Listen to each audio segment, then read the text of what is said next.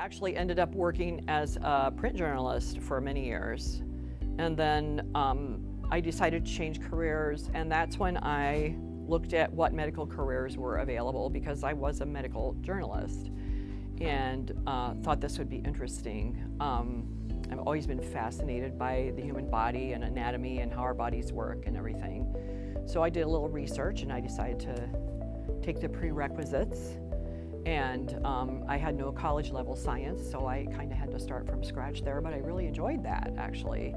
And then I got into the program and the rest is history. I'm Deb Kartheiser and I'm a certified surgical technologist. So we are kind of like the doctor's extra arm or right hand.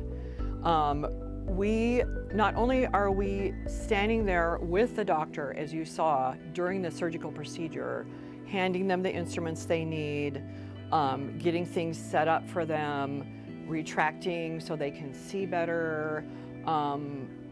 We are the experts in keeping the patient safe from infection.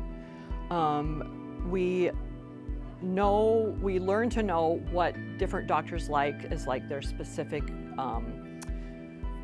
instruments they might like or suture they might like, and we also know quite a bit about anatomy, so we know what the procedure is going to be and what's going to be needed, and it's our job to get that ready ahead of time and then get it all set up just like what you see here, and keep it sterile so the patient doesn't get an infection. Make sure that you take Algebra 1 and 2 and at least 2 years of upper level, like college prep math. It'd probably be a good idea to try and get a good education in biology, and if your school offers anatomy and physiology, then go for it, but you're going to take it again at the college level, but any preparation you do in high school will give you the background you need to excel in college in those subjects. And even if you can take some, like I took all my prerequisites at Rock Valley, and if you're a high school junior or senior and your school allows you to leave campus to take college level courses, then why not? No 2 days are ever the same. It's always an adventure. Some people would find that stressful. I really love it. I do not like being bored, and it's never boring. We were just joking about this today, where you come in the morning and you looked at the schedule before you left yesterday and you thought you knew what you were doing, and then you come in the next day and that might have totally changed, and you got to be willing to roll with it. You might get an emergency.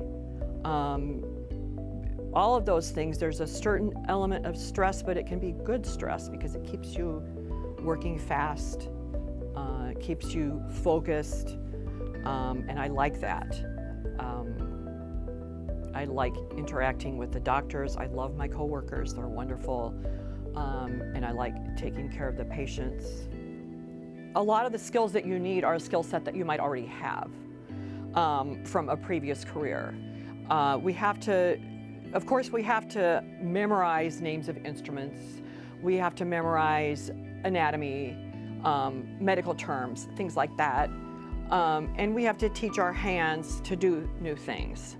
But those are just a matter of repetition. The skills that you need, other than just to memorize things, are being able to prioritize, being able to pay attention to detail and decide which details need to be handled first, to know the steps of a procedure, so you take something very complicated and break it down into simple steps, to be able to interact with people that may be a bit stressed out at certain points, because surgery can be stressful, and part of our job is to help the surgeon. The patient's asleep at that point and literally are depending on us to do our best job, so part of our job is to help the surgeon be calm and give them what they need to do their best job.